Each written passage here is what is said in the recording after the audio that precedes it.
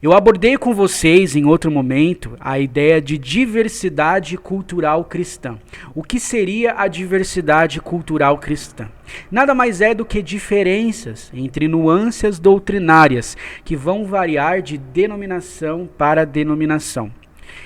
As duas correntes abordativas de interpretação bíblica que eu introduzi vocês em outro vídeo, na verdade, foram sobre os calvinistas e os arminianos, mas existem muitas outras. Existem, por exemplo, os luteranos, existe a Igreja Católica Romana, existem as igrejas neopentecostais e dentre muitas outras correntes de interpretação bíblica. Essa diversidade é chamada de diversidade cultural cristã.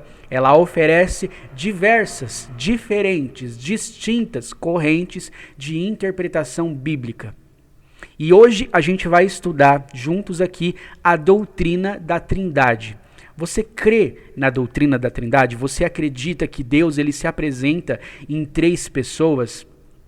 Essa doutrina, na verdade, ela é muito combatida, por exemplo, pela doutrina da unicidade de Deus. A unicidade de Deus entende que Deus ele se apresenta em uma pessoa. Não existe esse negócio de se apresentar em mais de uma pessoa. A unicidade entende que a Trindade é uma espécie de politeísmo disfarçado, que isso foi introduzido pelo paganismo na Igreja Católica Romana e isso vazou desde a Reforma, vazou para as igrejas protestantes, para as igrejas evangélicas e é uma doutrina herética, enraizada no paganismo. Essa é a visão da unicidade de Deus perante a doutrina da Trindade. Mas existe uma abordagem diferente. Por exemplo, alguns especialistas, pessoas que são entendidas em tradução de línguas antigas, entendem que a Torá judaica,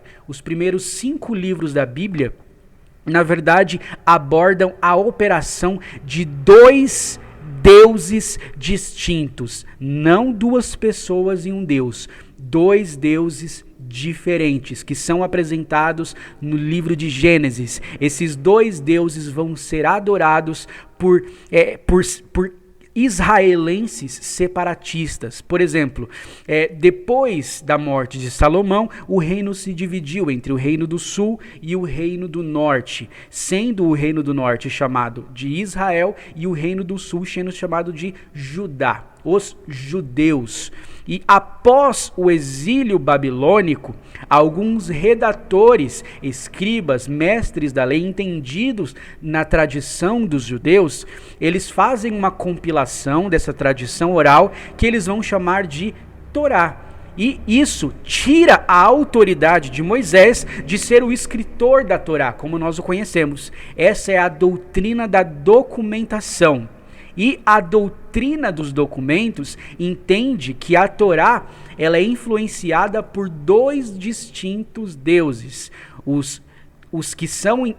Esses dois deuses são identificados por Elohim e Javé, ou Jeová. Esses dois deuses vão influenciar o povo de Israel.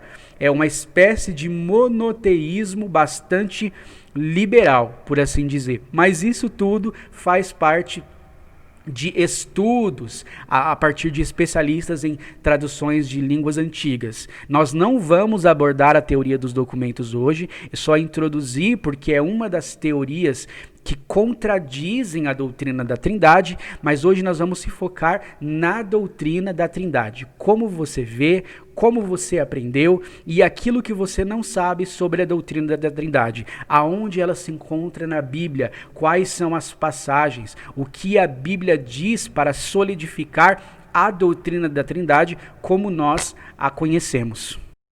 Vamos lá. De maneira prática, vamos estudar aqui aonde estão as evidências da doutrina da Trindade espalhadas pela palavra de Deus. Vamos entender capítulos, versículos, momentos específicos que abordam a ideia de Deus se apresentando em três pessoas na sua palavra. Começamos aqui no livro de Gênesis, capítulo 1, já no versículo 1º, 2º e 3º. Isso mesmo. Se você assistiu a série Gênesis desse meu canal, você olha na playlist lá, tem 20 vídeos chamado de série Gênesis. Eu já expus em muitos daqueles vídeos, por exemplo, o que eu vou passar para vocês agora. Então só vou dar uma pincelada. Se você quiser se aprofundar mais, você estuda a série Gênesis. Tá muito legal, tá muito bacana. Eu adorei, eu aprendi bastante estudando a série Gênesis junto com vocês. Vamos lá.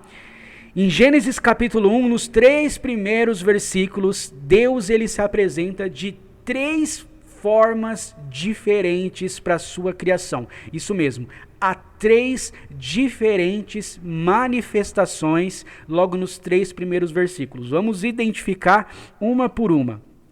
Gênesis capítulo 1, versículo 1 está escrito assim: no princípio criou Deus os céus e a terra.